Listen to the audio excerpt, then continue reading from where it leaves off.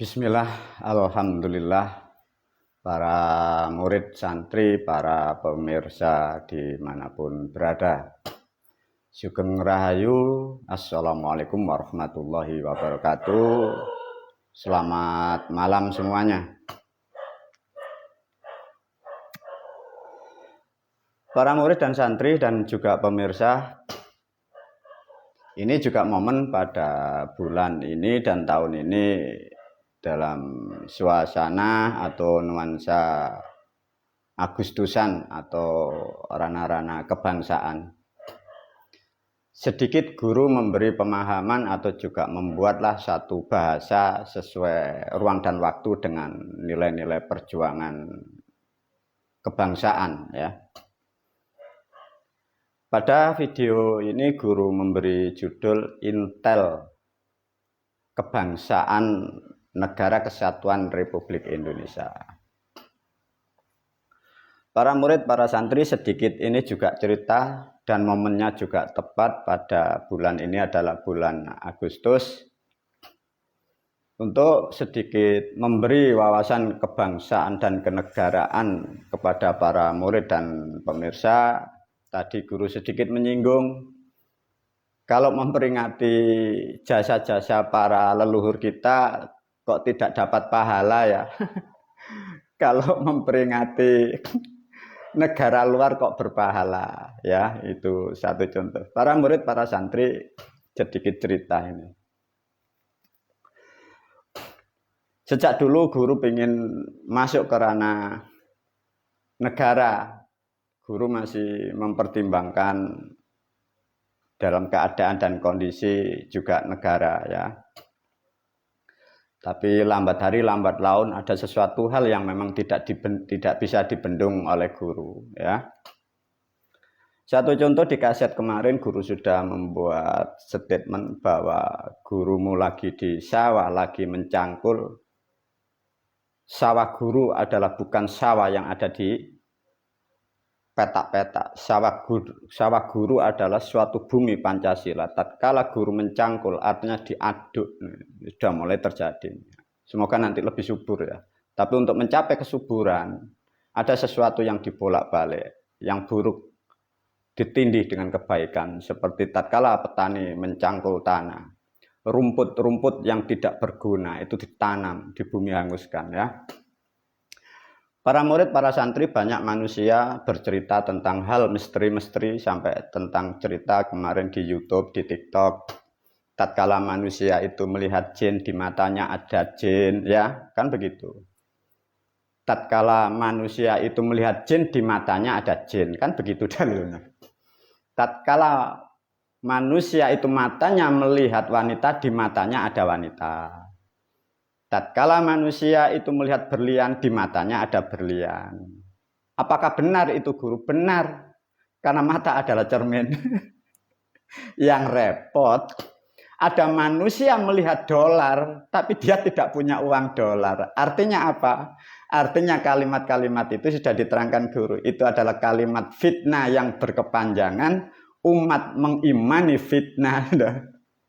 Tadi sudah diterangkan oleh guru. Ya. Kiasan ya, kiasan diimani. Para murid, para guru sebelum masuk ke ranah tentang kenegaraan, kiasan diajarkan guru ya. Kiasan itu peribahasa lambang gerak tubuh ya. Jatuh contoh tadi puasa Ramadan itu hanya kiasan, sa'i lari-lari itu kiasan. Nah, kalau kiasan ini katanya mampu orang itu masuk surga dapat pahala, itu kan sudah rusak, error otak. Sekarang guru nyoba memberi pertanyaan para murid, para santri. Buatlah kiasan, ya, ini sangat bagus. Becik ketete olo ketoro. Kiaskan dengan perbuatan. Ada lagi. Berakit-rakit ke hulu, berenang-renang ke tepian. Sakit-sakit dahulu, senang kemudian. Buatlah aplikasi, ya, buatlah aplikasi. Buatlah kiasan, itu nanti jadikan agama, nanti masuk surga. Jadi kepala ini dibentus-bentuskan, dibentur-benturkan tembok. Nah, kalau ditanya orang, "Loh, mengapa Anda kok begitu?" Ini loh kalimat perintahnya, sakit-sakit dahulu baru senang kemudian.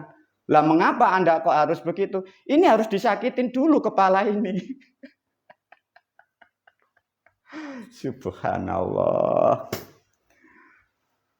Keimanan yang sesat katanya petunjuk, subhanallah. Semoga terampuni oleh Sang Maha Pencipta kebodohan umat sudah 1400 tahun.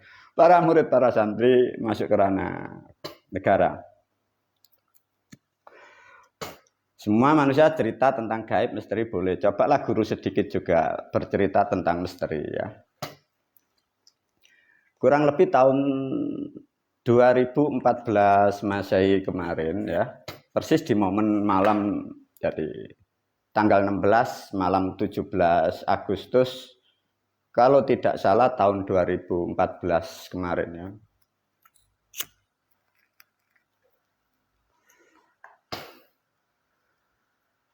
Beliau leluhur kita yang mau Insinyur Soekarno mampir ke rumah guru ya. Bolehlah nanti yang mendengarkan kaset saya, mungkin Anda mengatakan saya mengada-ada atau saya berhayal atau macam-macam, itu hak para pemirsa juga hak murid ya. Cuman guru menyampaikan apa adanya. Pada tahun 2014, persis malam 17 Agustus beliau rawuh ya. Tidak memakai tubuh dia, ada seperti kayak bayangan itu. Jadi ada kayak bayangan. Ini nasihatnya cuman pesennya gini. Titip negara ya, cuman gitu. Jadi ndak pakai bahasa nasional apa. Titip negara ya, habis itu beliau pergi menghilang. Nah, dari cerita itu sudah tersimpan di pikiran guru itu sudah lama. Kalau sudah mengenai tentang negara ini mau disampaikan juga nanti terjadinya sesuatu yang kurang baik, tidak disampaikan. Kadang saya selaku mendapat nasihat, saya pun sendiri guru menganalisa, ngapain sih beliau kok sampai mengucapkan suatu kalimat itu kepada guru. Dengan momen yang tepat, sesuai ruang dan waktu, sesuai dengan kemerdekaan, selalu mengenang jasa beliau. Artinya ini menerangkan sesuatu hal tentang suatu negara. Dengan judul ini guru memberi judul pertama namanya Intel, Kebangsaan Negara Kesatuan Republik Indonesia. Para pemirsa, para murid, juga bagi para pendengar ya yang anak-anak kadang tidak mengerti Intel itu apa.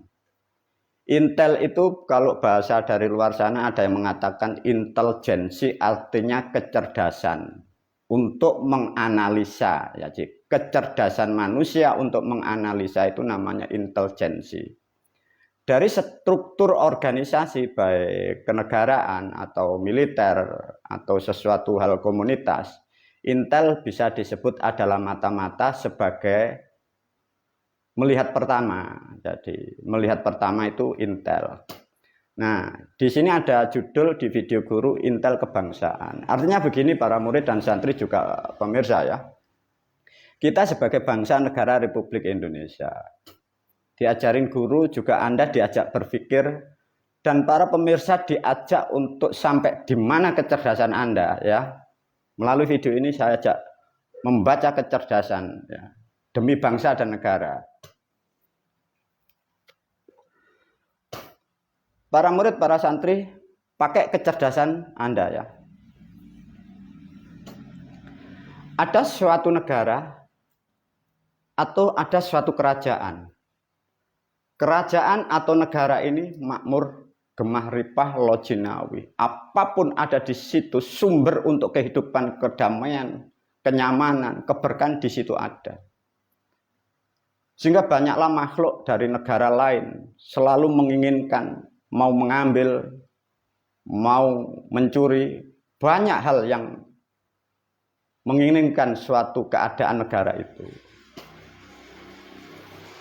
Coba diberi pemahaman guru ya, gunakan intelijensi Anda, kecerdasan Anda para murid ya. Ada satu statement ya. Statement ini sering kita dengar. Pembeli adalah raja.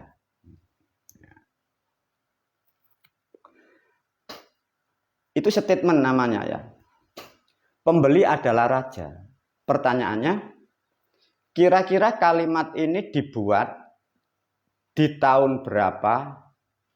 Dibuat pada waktu apa? Dibuat dari negara mana? Nah.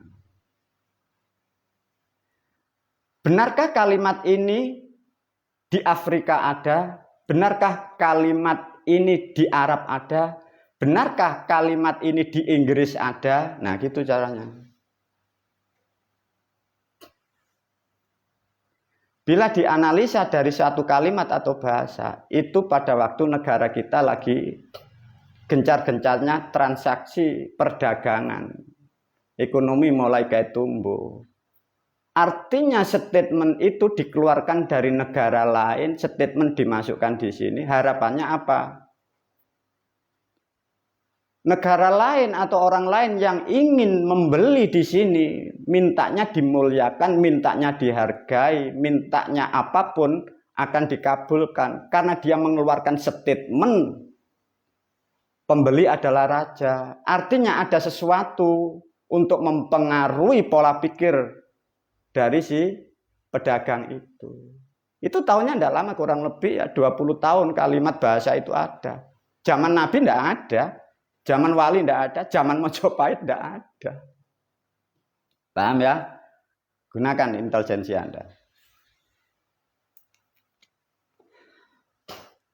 Pada waktu masa lampau kita masuk fakta dan nyatanya bahwa bumi Jawa adalah bumi yang gemah ripah lojinawi. Struktur negara yang disebut kerajaan sudah ada. Tapi banyak manusia, banyak orang, banyak negara yang menginginkan kesuburan di negara kita. Dia mengeluarkan statement. Tamu harus dihormati. Nah, paham enggak kira-kira kalian generasi muda, generasi Pancasila, paham enggak dengan statement-statement seperti itu? Kaligrafi dimasukkan di negara. Tamu wajib dihormati, tamu wajib dimuliakan. Begitulah orang-orang masa lampau menjalankan misi-misinya. Dikatakan salah, tidak salah. Karena orang dari luar negara kita ingin menghasilkan, ingin mengharapkan, ingin menguasai, ingin mengambil apa-apa yang ada di bumi Pancasila. Dia membuat statement. Tamu wajib dihargai. Tamu wajib dimuliakan. Bagi di luar sana tidak salah karena dia berjuang untuk meraih sesuatu. Bagi kalian yang di sini, bagi kalian yang mempunyai kesuburan, yang mempunyai bumi, alangkah bodohnya kalau statement itu Anda pakai. Pribumi Pancasila tanpa diberi dalil. Mental perilaku kita selalu memuliakan orang lain. Cara berpikirnya itu. Sekarang intelijensi kecerdasan Anda. Bahasa itu datangnya dari mana dan kepentingannya apa. Inilah tantangan kecerdasan Anda. Ada lagi kalau masih kurang jelas. Carilah ilmu sampai ke negeri Siam, negeri Cina. Mungkinkah orang Jawa membuat dalil itu? Mungkinkah orang Afrika membuat dalil itu? Mungkinkah orang Jepang, Amerika, Inggris membuat dalil itu? Tidak. Artinya yang mempromosikan negaranya ya adalah orang-orang itu sendiri. Bagi manusia yang ada di bumi yang subur ini bodoh menafsiri seperti kiasan-kiasan itu. Sehingga di situ ngarang dan mengarang membuat sesuatu.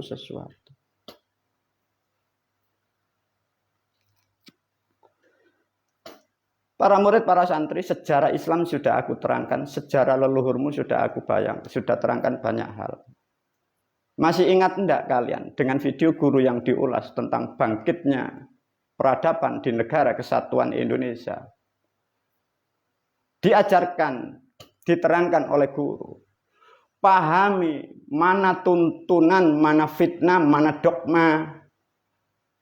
Mana yang mengangkat kemuliaan, mana yang meracuni, mana yang menipu. Itu cara berpikirnya begitu. Coba diulas guru, karena sejarah ini 1400 tahun tidak ada yang tahu. Sehingga adu domba kok katakan itu firman. Satu contoh, ini karena masuk ke ranah kebangsaan. Di suatu negara pada masa dulu, para leluhur kita negara yang makmur, damai, tentram. Ada manusia dari negara luar membawa fotokopi, membawa kaligrafi, ditebar di bumi Pancasila. Apa yang disampaikan? Hai wong bumi Pancasila, bumi dan langit itu milik Tuhanku. Walillahi ma fis samawati wa ma fil ardi turja'ul umur. Sehingga terbentuk, terobsesi bahwa bumi dan langit miliknya Tuhan dari negara luar. Lah kalau hal-hal seperti ini kok katakan wahyu. Subhanallah. Di mana intelijensi para pemimpin generasi Pancasila? Masih bisakah para pemirsa, para murid? Mungkinkah Tuhan itu mengakui hak miliknya? Tuhan bodoh itu. Nah kalau itu nanti ada rujukan bagaimana? Kalau ada yuntonya. Walillahi ma fis samawati wa ma fil ardi turja'ul umur. Ini ditebarkan, dimasuk di dalam negara kesatuan Republik Indonesia. Rakyat tidak mengerti, umat tidak mengerti, dikira bumi milik Tuhannya. Langit milik Tuhannya. Dalil yuntonya. Dan apa-apa yang ada di bumi, hak miliknya utusanku. Habis bumimu. Semoga tidak ada dalil lagi yang memperkuat dari statement-statement itu. Coba kalau bumi dan langit milik Tuhannya orang luar sana. Terus kalau diyuntuhkan, dikiaskan, dihadiskan, dan apa-apa yang ada di bumi, air, mineral, hasil tambang, milik utusanku, habis bumimu. Para murid, para santri, inilah tantangan intelektual Anda, intelijensi Anda. Sesungguhnya kita dan Anda adalah pewaris dari turunan para moyang, keturunan para dewa, DNA-nya dewa. Sekarang jadi anak onta. Para murid, para santri, sedikit ulasan, karena ini momen guru pun wajib menyampaikan sesuatu yang ditangkap, dan guru pun mendapat amanah yang harus aku sampaikan. Kurang dan lebih sebagai pencerahan untuk menyadarkan kalian agar jangan sampai bertikai, jangan sampai bermusuhan. Sesungguhnya kalian asalnya adalah rukun dan damai.